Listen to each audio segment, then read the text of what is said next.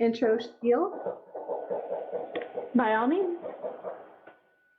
If I can pull up the thing.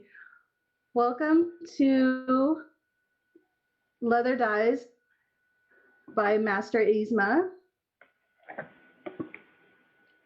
This class will last until 1 p.m. Mountain Standard Time. All class links will be available on the Discord server after the class. Go ahead. All right, thank you so much, my love.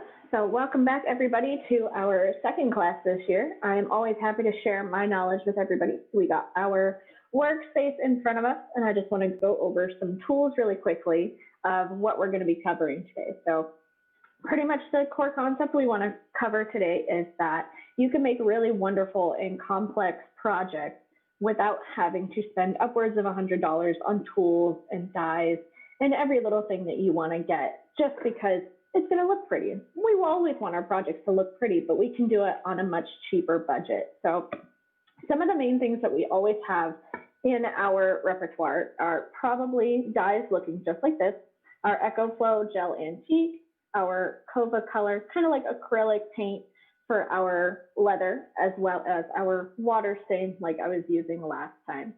So all of these can run anywhere from $8, for something small, upwards to our big boys, which run about $12 to $15, depending on where you're at and, state tax and things. So they all run, kind of over budget sometimes, depending on how many you want. You could be going to Tandy or any other leather place and be spending $100 just on one trip on dyes alone. And we don't always want to do that. So then we have our other smaller tools that I like to use, just a standard beveling tool, small edge on there, my little finger guard. And then this is it's a stitch groover, but I actually use it for a different thing that I'll show you guys in a little bit. And then my last tool, I recently made it, and I recommend any leather worker to make it as well. It is just your standard color wheel. This was made with all Kova colors, so I can get that bright, vibrant in there. But again, I just like having that as like a standard thing for any tools that I'm using.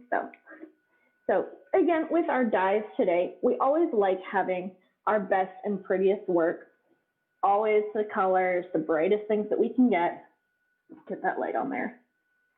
And this project alone, I'm sure you guys have seen me post it a couple of times, but this was at least 12 hours of work with over 24 different dyes, gel antiques, the Kova colors, and the water stains all in one project.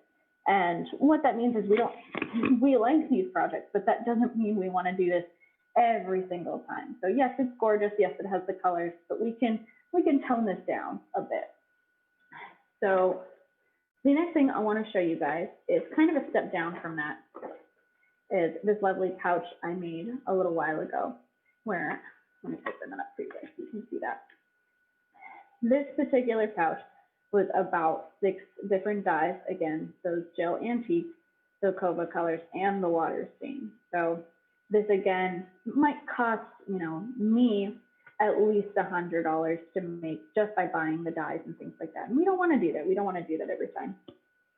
So my way that I would go down from this piece in particular would be those couple of Kova colors and maybe one gel antique, which is again this black out here. And then you don't have to spruce up your crystals too much. You can just kind of go at it with a nice pearl and leave it at that. You don't have to go crazy with all the blues and greens.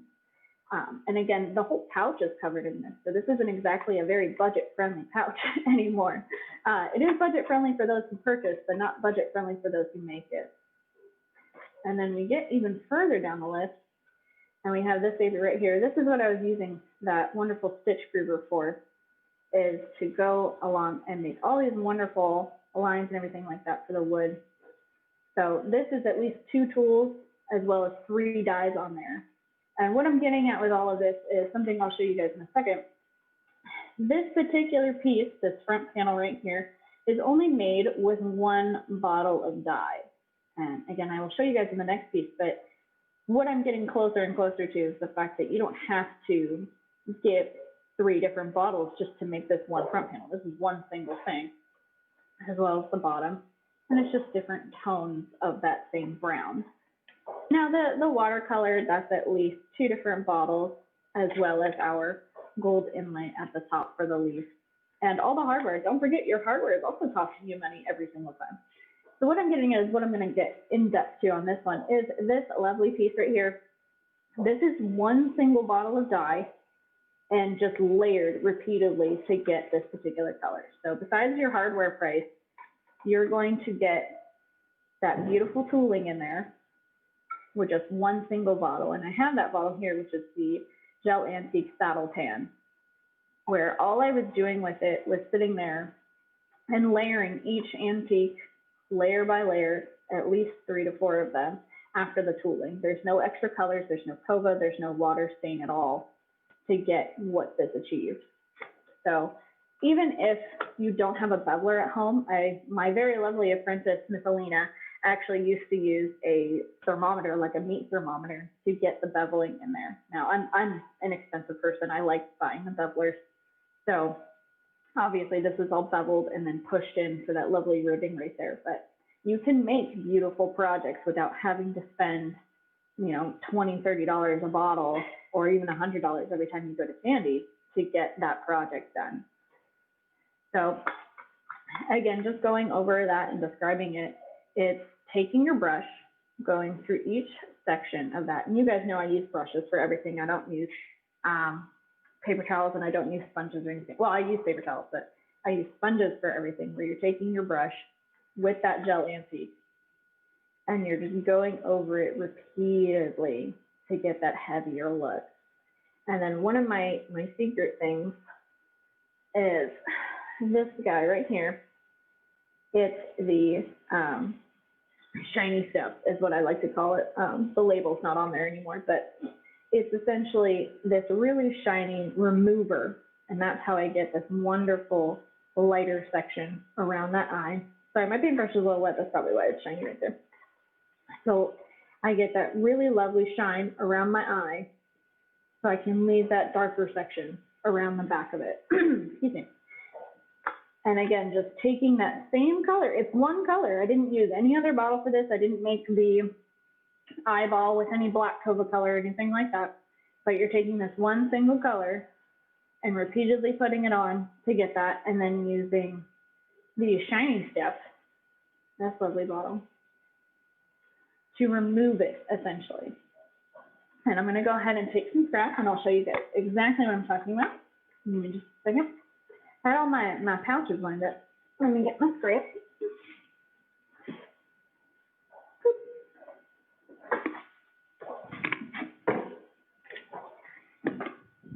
And get my other bottle of shiny stuff. So what we're going to do, and again, for any process that you guys have that you're using, I always recommend having a set of gloves, which I'm not going to put on because I don't care, and your paper towel ready to apply the dye. This is the only time I use the paper towel to apply anything. Any other time, it's the paintbrush. I'll show you guys what I'm talking about. Oh, this one was not open. Well, that's okay.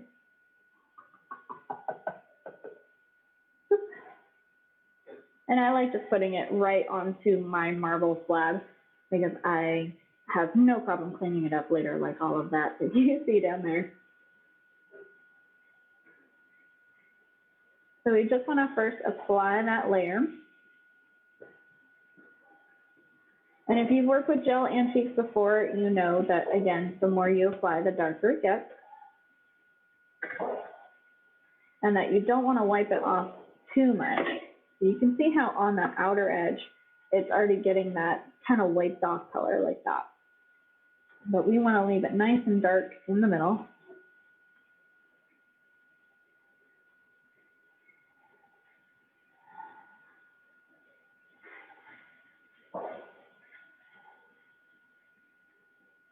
And I just like wiping off that excess. So you can already tell from that first like wipe off versus this, it's already darker by a couple of shades. And then let's say you are also making that eyeball color, where I have no problem taking that paintbrush, an artist use pretty standard paintbrushes. Like, you don't have to be an artist to do any of this. You can do all of this and be amazing. Trust me. You don't need to be a crazy start artist to do any of this. We're just gonna add some layers to that. I'm just showing you guys like the different ways to apply, as well as, you know, I call this one and I'll show you guys on the camera, the puddling one, because I'm literally like puddling it on there so it gets super dark. And then these first couple are just kind of like an application versus a puddle. A bit darker, a bit darker. There we go.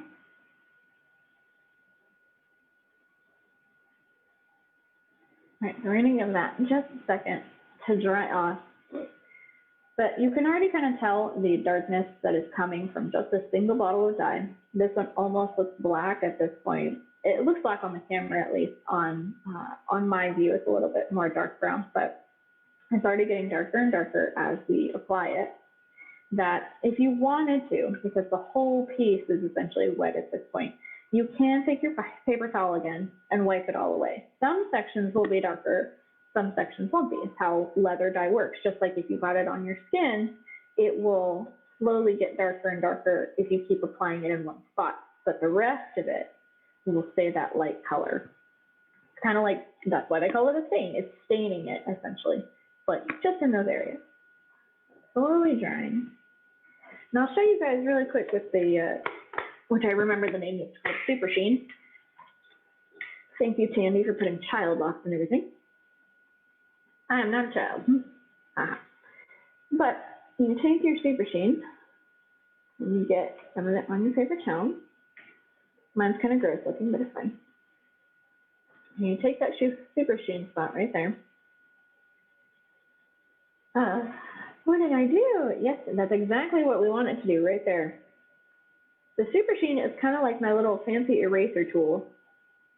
And I would say it's a magical tool because I honestly don't really know how it works.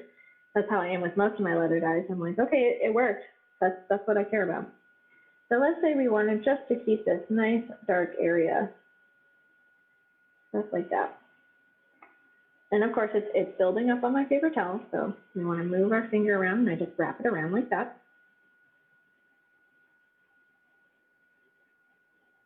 And then we're going to keep that fancy little spot right there. Don't be afraid to get your hands dirty, or your gloves dirty, whatever works for you.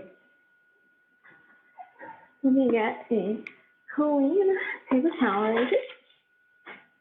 Always have.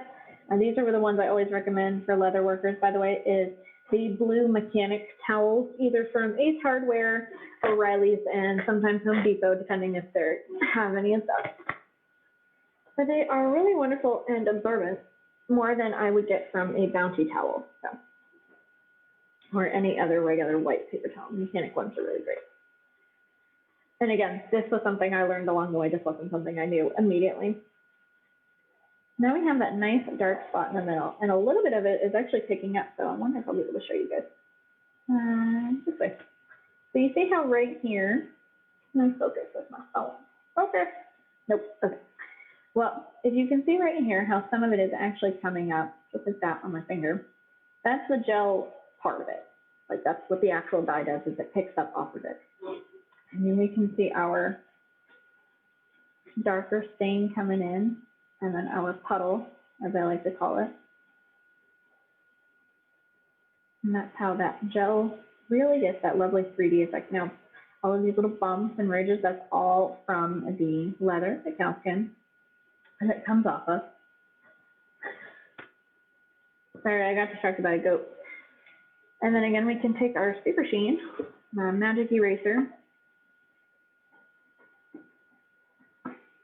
and if we don't like those areas, we can lighten this up. So again, getting that really cool 3D effect into my leather by layering that dark gel in. So obviously I'm not like erasing it fully, but it's already gotten into the cracks and crevices of our leather to create that wonderful dark and light contrast. And then we have our puddle section up here, which is already super dark. You can continue on that one and create more depth and layers to it, or you can leave it alone. That's up to you. Always depends on the project that you're doing. Now I'll show you guys another quick tutorial. Again, we're only doing this with one bottle of dye. It's a really cheap way to go about this. We're going to go ahead and do some quick tooling with my beveler. And of course, our handy dandy little spray bottle. Go ahead and wet that down just so it gets that lovely moisture in there. And I'm just going to create a quick little box. And again, I do not bevel like other people do, so if you have a different beveling technique, you are welcome to do that. And however you like to do your beveling. Some people prefer to use the hammer. I generally will either cut into it with my straight edge or just bevel straight on there, depending, again, on what kind of 3D effect you want. What was that? Is that you? Oh, that was an actual truck? Oh my God. That sounded like a phone vibrating for a second. So just like on this one, there's cut into edges right up here around my eye. But then there's also pushed in edges, not these long ones, obviously, but these ones right in here, but they're just pushed in. I didn't cut into it whatsoever. Now we have our handy dandy little box. That's it, just a simple little box. I didn't want to get too much into it, and again, we're keeping this cheap, so it's my one beveling tool, or again, it's okay to use anything else that works for you. My wonderful apprentice used that meat thermometer, like I said.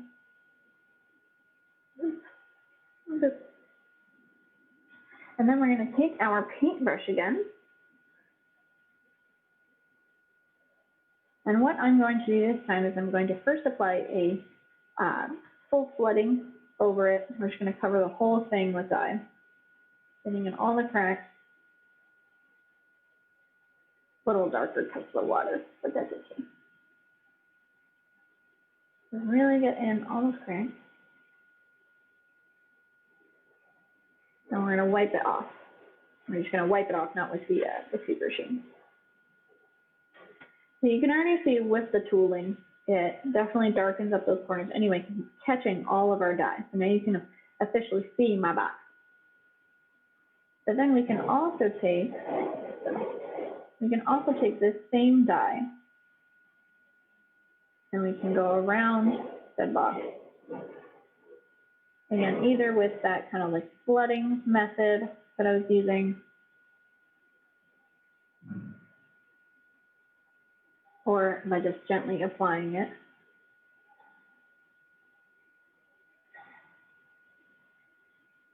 We're going to do what I like to call fading out the edges. We don't want it to be too heavy, you know, the entire way around. But what we're going to do is we're going to make our box pop out even more.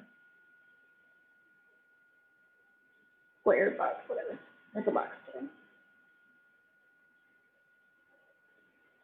You can apply as many layers as you like, but our box will stay nice and light in there. And then when we're ready, and this dries a little bit, because the gel antique is like that, where you kind of have to let it dry between cycles of painting.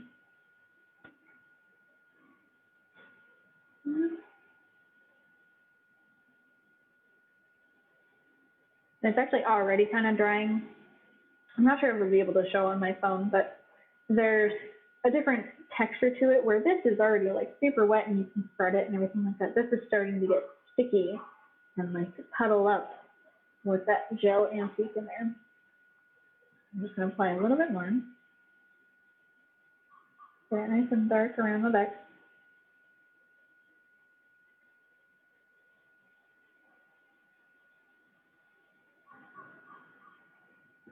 And again, for my brush, I'm just using little flicking to get that faded out edge.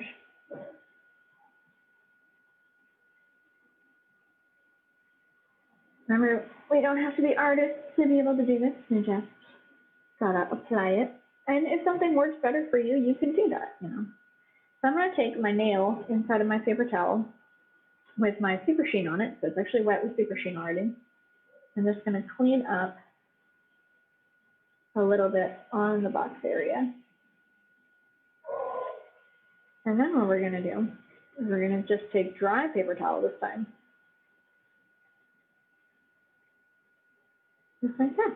So it kind of wipes off that excess. And again, going back in on the back, lightening it up. You can also use a Q-tip. Everybody has Q-tips in their home, so I'm assuming you can use a Q-tip. That one's not that expensive, you can get them at the dollar store. And would you look at that? We have now our lit up box on the inside with our at least 2 to 3 layers of dye on the outside. And what's wonderful about that is that you can still see the dark marks inside the box to give you that 3D effect. So now it's not just a square, it's actually something that's on our leather. So we have lots of products that we can use, again, just that one bottle of dye with. We don't have to spend lots and lots of money to get, you know, our amazing projects. We can do it like this. Now, I've also heard people asking me last time about mixing mediums and doing different kinds of things with different paints and things like that. So I'll show you guys again on my chess piece what that looks like. Yes, my very fancy piece, my chess piece. So the mixing mediums question is kind of a side point for today. Mainly it was about just kind of saving a bit of money as we went along, because leather is expensive and tools are expensive and dye is expensive. So let's all help each other out and not go crazy and lose all of our paychecks, right? So the mixing mediums question for our second concept is not that hard either. The best way I can describe it is, here we go, you can see that. My lovely eyeball right here is the 2 different watercolor dyes. Then I have my Kova color for my pinpoint, as well as for the rest of the eyeball. But much like our water stains, the way it always is, if you put water into a acrylic paint, just a general acrylic paint, not a leather acrylic paint, you're going to water it up and you're going to thin it out, which is exactly what you want. So it's not so much as mixing anything that wouldn't already have been mixed together. You're just doing what's natural almost. Then we have with the hand, we have Kova color, a darker sheen of a watercolor right on top of it. And I don't know if the camera's picking it up or not, but there's also a gold Kova color right on top of that. So thankfully with the Kova colors and the water stains, you can mix them together pretty freely. This one was 3 different applications if you want to count the gold. But the Kova color was applied first. I had to let it dry to get that bright, or darker in this case, yellow water stain to be present on there. And then even with the rest of the hand, actually this way, even with the rest of the hand, there's different browns in the Kova color. And then I also applied that gold and that yellow again to get that Sistine Chapel look I was going for.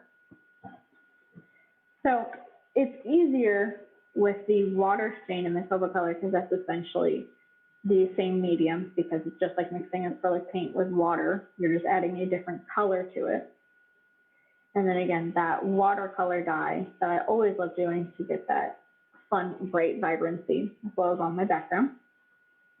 It's actually a good thing I want to show you guys really quick. I'm not sure if the camera's picking up on that either, but on this particular piece, I tooled the entire thing with what I call the pebble tool. It's just texture. And right here, maybe, hopefully, but right here along my hand, you can see that texture tool, and it's because I had the pearl water dye put on it and then immediately wiped off. So all you're getting is where it's in the little cracks and stuff, just like on this one with that different dye. So you're going to get all those little cracks and bubbles and things like that. This is just because it's natural leather versus the tooled leather. So you can use that thin bit of dye. So you're not going through a whole bottle trying to get it all done. So it's just applied, wiped off. I will say though, for the Gel Antique which again, these are kind of the three base things of dye that we use. The gel antiques are a bit fussy when it comes to water and the watercolor dyes because the gel is like almost like a putty when it's played with. Again, as we can see on those other projects, that it'll thin up, but it won't cover as much as what it used to. So a normal black gel antique, you're gonna get like this, my very messy bottle. You have to apply at least 3 to 4 coats of it to get the solid black. So if you apply water to that, you're obviously gonna get a very thin gel antique that you don't usually want when you're dyeing your larger pieces. You'll want to do it in small increments, so just like a corner of a project, especially if you're trying to add blues or silvers to it. I don't have a project in front of me, but if you did a whole piece covered in blue water stain dye, and then you're going to put that black gel antique on top of it, it'll already be thin because of the water stain, but now you'll get that blue popping out of it because you did the black second, is my point. You don't want to do the black first because then you're just going to eat up that leather, just like you would for dyeing fabric, just like you would for painting a canvas. You're just going to eat up every bit of light and space with that gel antique dye, especially the black. With the browns, though, you can give it a little bit of leeway. I do not recommend mixing blues or yellows or anything with it. I would definitely stick with the darker greens, water stained blacks, which do exist, and purple, maybe. I've only tried it once, and it looked like what you'd expect it to look like. So just be careful with your dyes. Again, that's why I also have the color wheels, because you want to use this to your advantage when mixing colors and dyes and everything like that. Always kind of think to yourself, the opposite colors. These are basic things that you can look up. You don't have to be an artist to understand them. It's more just like things that you can find on Google fairly fast. It is a wonderful tool for us that you would know, like the opposite colors, complementary colors and things like that. So you're not mixing, green with violet and you end up with a poopy baby brown, We don't want that. All right, let me see. Actually, we can probably go over this one really quick again. So for these crystals, like I was saying before, is this is at least 6 different colors all put together. It's the problem that you can't see any of it, and that's okay. But there's at least green, brown, purple, blue, the pearlescent, the white. I want to say yellow somewhere in there, just for the greens.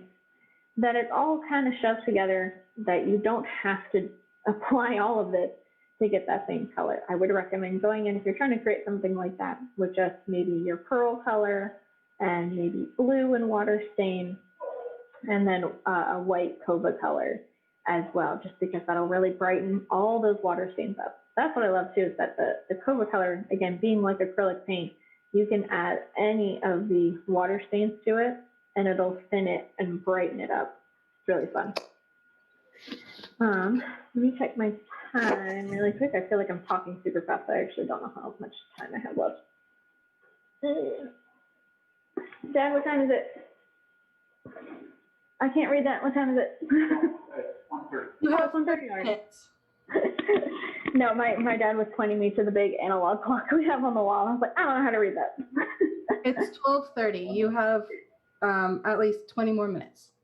At least 20 more minutes. Well, I think if anything, I will go over a quick tutorial on the watercolor again, because most of this is about money saving hacks and things that we can do to help ourselves as leather workers.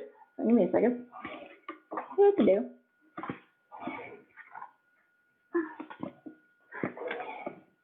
I always have a surplus of scraps. All right. So much like last time with our watercolor one, we're going to do this the cheap way this time.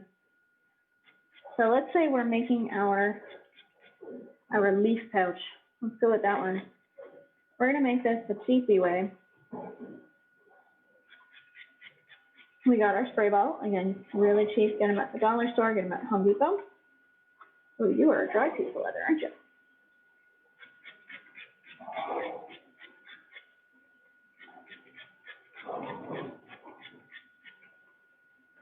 All right. Let's just say we're gonna do a single bottle of that green dye. And what I like to do for that is I like getting a really fluffy brush. And this is an old makeup brush, but that's fine. A really fluffy brush.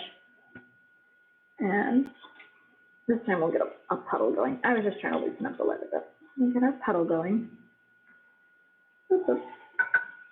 And we use our fluffy brush to get that puddle. And just a couple of drops.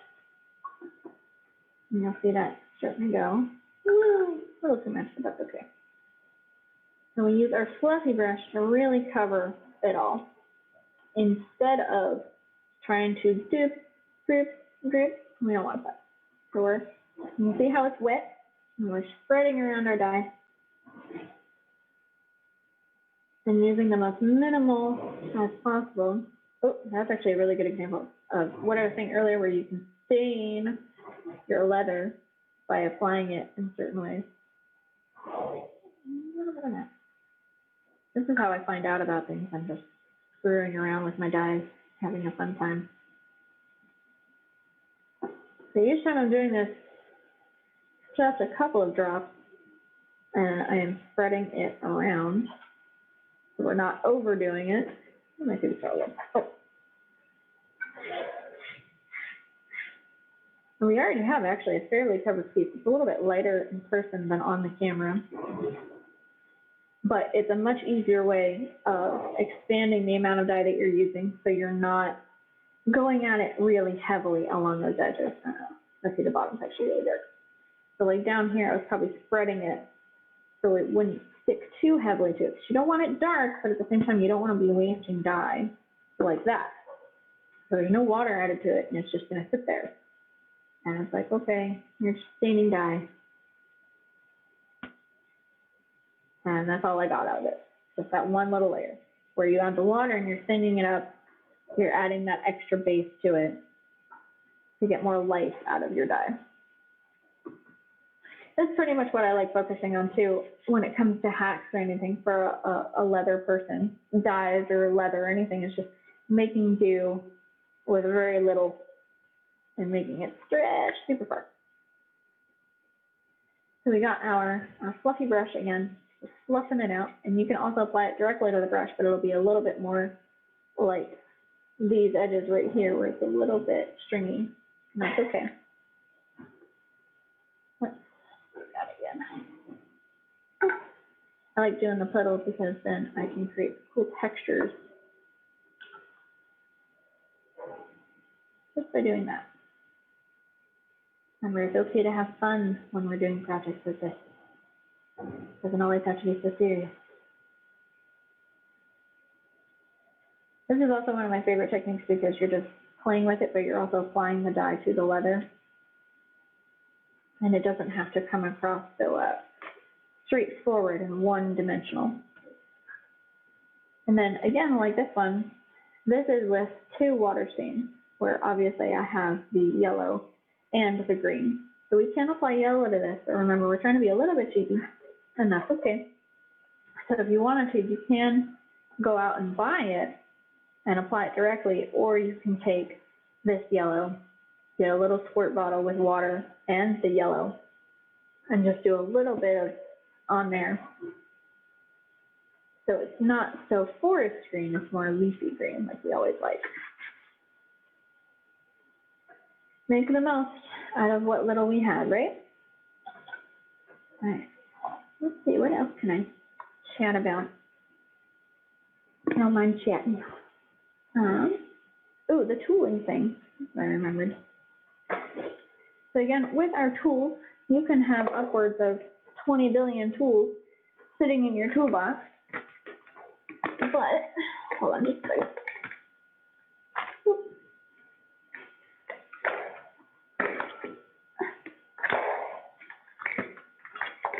The ones I would honestly recommend finding similar shapes to are these two, which are essentially our beveling tools. Get that edge on there. Where you have that point on there then you have our beveled edge, much like this one. This one is obviously the beveling tool, so it's what it's supposed to be doing. And then these two tools, are both pro tools. Now, that means that they were a lot of money and they don't need to be. This is just a simple point tool, and then the other side has a little ball on the end of it.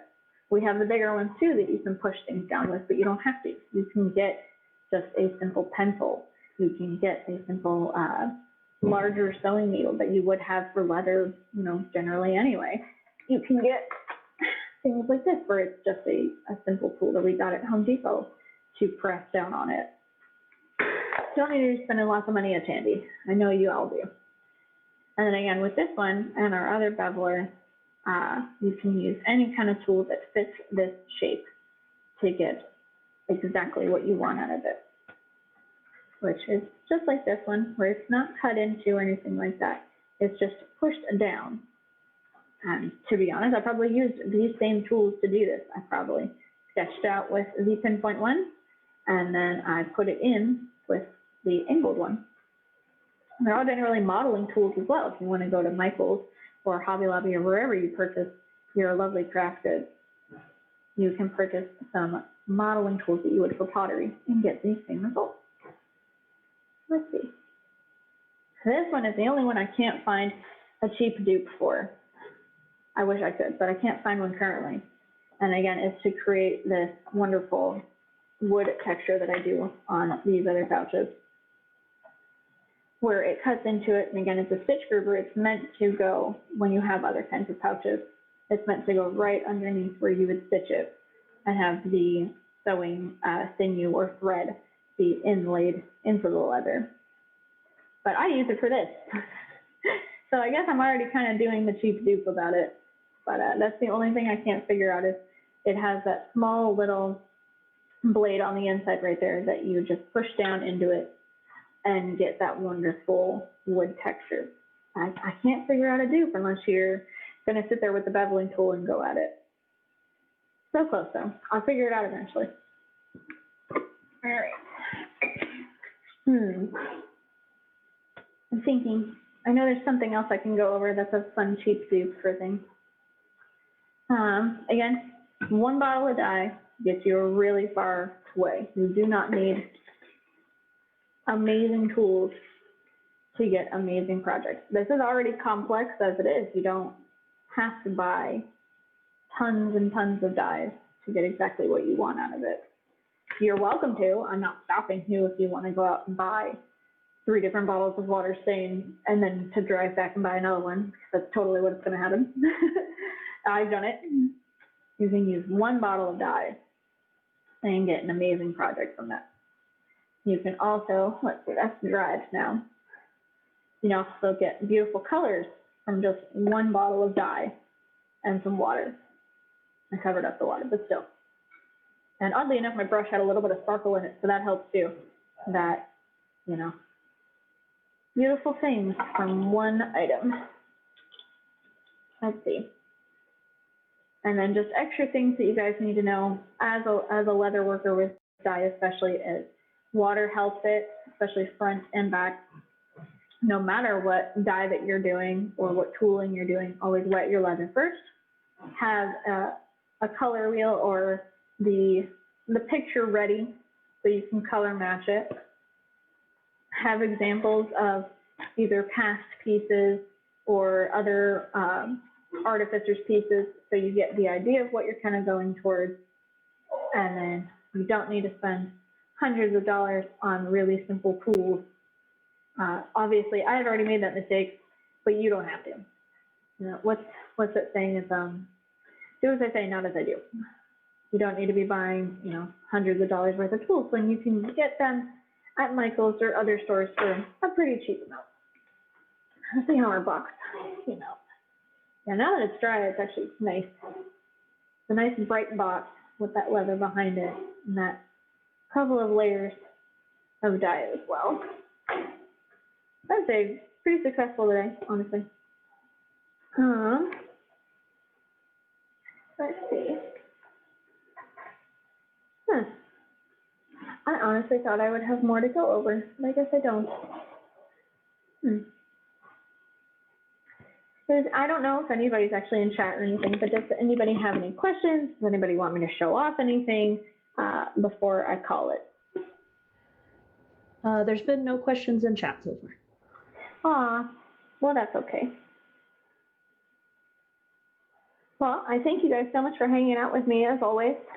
I know that this is going to be up on the Discord later, so I'm always available to message on Facebook. I'm usually not on Discord personally, but feel free to message me if you guys have any additional questions, or if there's another technique that you want me to go over later, that's fine too. Oh, look at you, you're so pretty. You popped up on my screen for a second. Yeah. Thank you, Master Yzma, for your wonderful class. I always enjoy taking your class. I appreciate it. I know I didn't have a lot to talk about this time, but I think it was informative anyway. Right. Following this class, we'll have a lunch break, and then at 2 o'clock Mountain Standard Time, yes, 2 o'clock Mountain Standard Time, we will be having our Shark Tank competition. I'm kind of excited because I created this competition, so I'm excited. It's good. I hope it's going to be fun. All right. So feel free to stay in the room. It's going to stay open basically all day and chat amongst yourselves, but I'm going to go eat some lunch.